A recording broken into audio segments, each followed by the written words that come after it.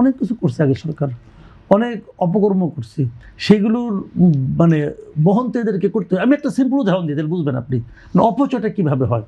আমি কিছুদিন আগে এই ঢাকার পাশেই, এই টঙ্গীর পাশে পুবাইল নামক একটা জায়গা আছে, সেই জায়গায় আমি গিয়েছিলাম, পুবাইল বাজারের কাছে। ওখানে যাই দেখি যে বিশাল একটা ভবন করে আছে, একটা না, একটা কমপ্লেক্সের মতো। সামনে সাইনবোর্ড লেখে যে আঞ্চলিক জনসংখ্যা প্রশিক্ষণ ইনস্টিটিউট।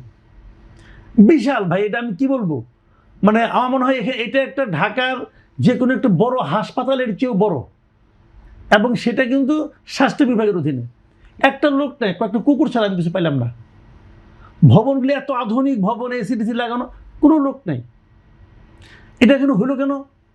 একসময় ওই এলাকায় একজন লোক ছিলেন যিনি স্বাস্থ্য সচিব ছিলেন, যে নিয়াজউদ্দিন নাকি নিয়াজ নাম ভদ্রলোকের, আওয়ামী লীগ আমলে। এখন উনি চাকরি শেষ করে যাওয়ার আগে উনি ভাবলেন যে আমি এলাকার সচিব ছিলাম, এলাকার জন্য কিছুটা করতে হয়। বিশাল একটা জমি উনি ওখানে অ্যাকোয়ার করে নিয়ে এই বিল্ডিং বানাইছেন, স্টাফ কোয়ার্টার, ওখানে প্রশিক্ষণ ইনস্টিটিউট হবে, হোস্টেল বানাইছেন, অমুক বানাইছেন, তমুক বানাইছেন, সব কিছু আছে, কিন্তু বেকার করে আছে। তো উনি তো বানাই গেছেন, এখন উনি তো বানিয়ে ফেলাইছেন, অন্যায় করে থাকলে তার শাস্তি দিবেন, আপনি দেন, কিন্তু বিল্ডিং তো বানিয়ে ফেলাইছেন, আপনি কী করবেন? এটা ভাঙবেন? ভাঙার তো দরকার নেই, আপনি ওইটাকে একটা হাসপাতাল বানিয়ে ফেলান না। ওই এলাকার আশেপাশে 10 কিলোমিটারের মধ্যে কোনো হাসপাতাল নাই।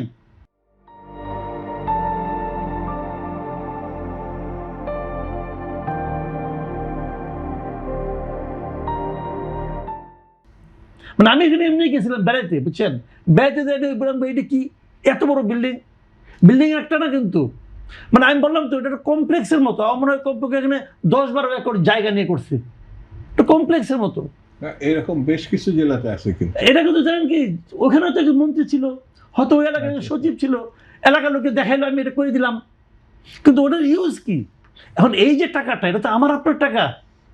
সরকারের উচিত কি, ওখানকে যিনি সিভিল সার্জন আছে তার বলা উচিত যে আমার এখানে একটা পয়রা আছে, এখানে একটা হাসপাতাল বানান, তাহলে আপনারা সরকারের হাসপাতালই হোক। বাংলার পরে তো ওই এলাকার লোক, আমি জিজ্ঞেস করছি ভাই আশেপাশে হাসপাতাল নাই? ওই আশেপাশে 10 কিলোমিটারের মধ্যে কোনো হাসপাতাল নাই। হাসপাতাল হতেই পারে, হাসপাতাল হতে পারে, সরকারি হাসপাতাল হতে পারে, মানুষের উপকার হবে। তো আমি সেই জিনিসগুলি বলছি, আগে অনেক অপচয় হয়েছে, অনেক চুরি হয়েছে, যা কিছু আছে সেই কাজটাকে আপনি আপনার মতো করে সেট করে ফেলান, অপচয়টা থামান। কিন্তু হলো জানেন, আমার কি ঠেকা, আমি চাকরি করি, সরকারি চাকরি করি, বাস গেলে বেতন পাই, এটার মধ্যে আমার টাকানোর দরকারটা কি?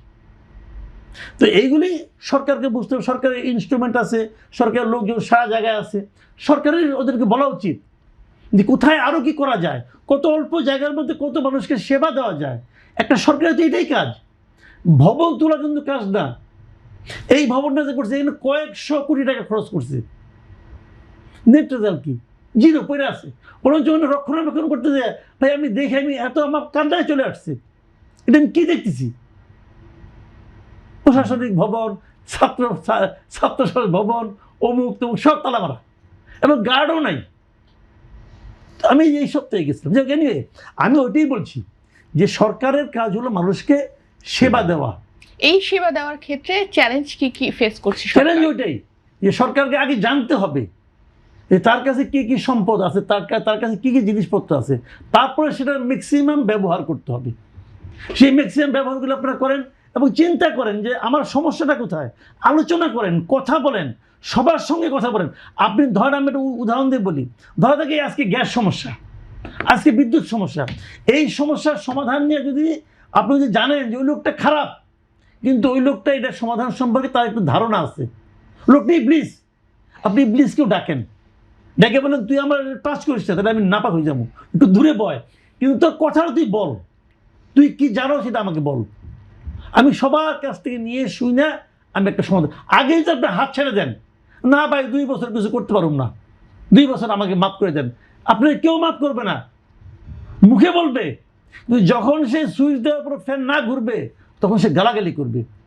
যখন সে গ্যাসের জন্য 3 ঘন্টা লাইন দিতে হবে, শুনেন না, এই সোশ্যাল মিডিয়ায় দেখবেন আপনি, ওই সিএনজি ড্রাইভাররা গ্যাস না পেয়ে কী বলতেছে শুনেন, ওইটাকে রেকর্ড করে প্রাইম মিনিস্টারকে শোনান যে আপনার দেশে আপনার নাগরিক আপনার সম্পর্কে, আপনার মন্ত্রী সম্পর্কে বলতেছে, শুনেন 3-4 দিন, তাহলে বুঝবেন যে সমস্যাটা। আপনি বরং ওকে ডাকেন যে বাবা তুই বল আমি কী করবো, ডাকেন না, বসেন না, কথা বলেন। আপনারা মনে করতেছেন যে আমি দায়িত্ব পাইছি, আমি উপদেষ্টা হয়েছি, আমি মন্ত্রী হয়েছি, আমি বুঝি না, তো ও কি বুঝবে? এইভাবে হবে না। সবাইকে নিয়ে আপনাকে বসতে হবে, সকলের সরকার হইতে হবে, তা না হলে সমস্যার সমাধান হবে না।